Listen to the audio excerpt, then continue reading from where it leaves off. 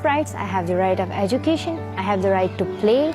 I have the right to sing. I have the right to talk. I have the right to go to market. I have the right to speak up. Before the whole world knew her name, Malala was simply a schoolgirl.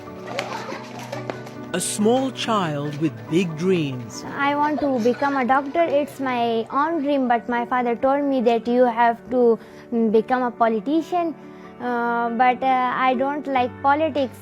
The story of Malala is that of an ordinary girl with extraordinary gifts. Sum of numbers में हमने 280 plus. Fierce intelligence, grace, and poise far beyond her years.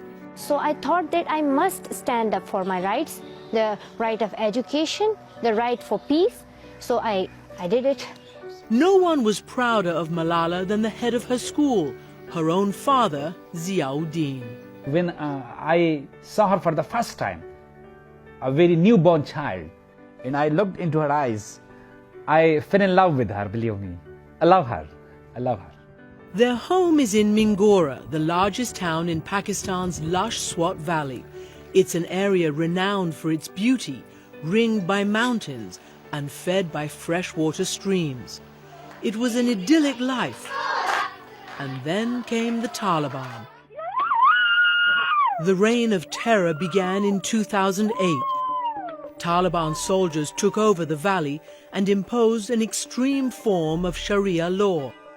Anyone who dared to defy it was whipped. Many were murdered.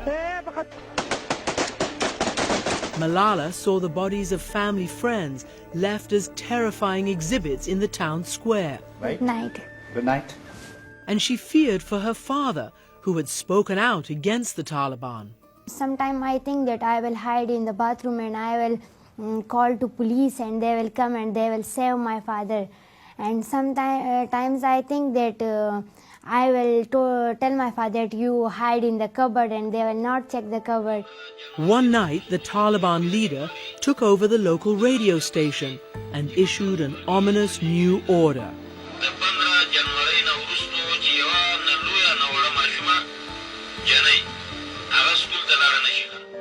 The Yousafzais were forced to close their schools and, along with thousands of others, fled for their lives. When I see my name in the newspaper, I feel that God has given this honor to me and I shall accept it. Because I thought that my people need me and I shall raise my voice. Because if I didn't raise my voice, when will I raise my voice? And as she raised her voice, the Taliban began to threaten her. Still, she spoke out. She even met with an American diplomat. How old are you? The late Richard Holbrooke. Respected Ambassador, I will request you that if you can help us in our education, so please help.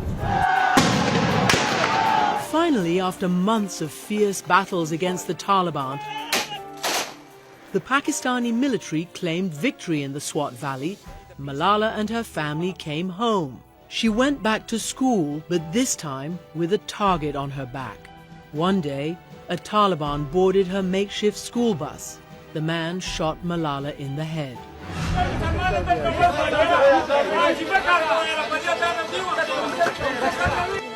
She fought for her life first in Pakistan, then in England, where she was flown for extensive surgery. Now the whole world knew who she was and what she had fought for. There were rallies and protests, prayers and speeches across Pakistan and throughout the world. They shot her at point-blank range in the head and made her stronger. My daughter, now I can say she's the daughter of the whole world. Miraculously, the assassin's bullet didn't penetrate her brain. The doctors saved her life, and in a matter of weeks, Malala reassured the world that she would once again raise her voice. Today you can see that I'm alive. I can speak. I can see you. I can see everyone. And it's just because of the prayers of people. God has given me this new life. And this is the second life. This is the new life. And I want to serve the people. And I want every girl, every child to be educated. The man who shot her is still at large, and just this week, the Taliban once again threatened to kill her. To what I know you agree is the most courageous girl in the world.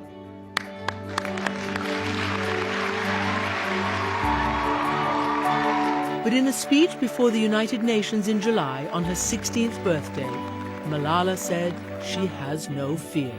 They thought that the bullet would silence us, but they failed. And out of that silence came thousands of voices. The terrorists thought that they would change my aims and stop my ambitions. But nothing changed in my life except this. Weakness, fear, and hopelessness died. Strength, power, and courage was born.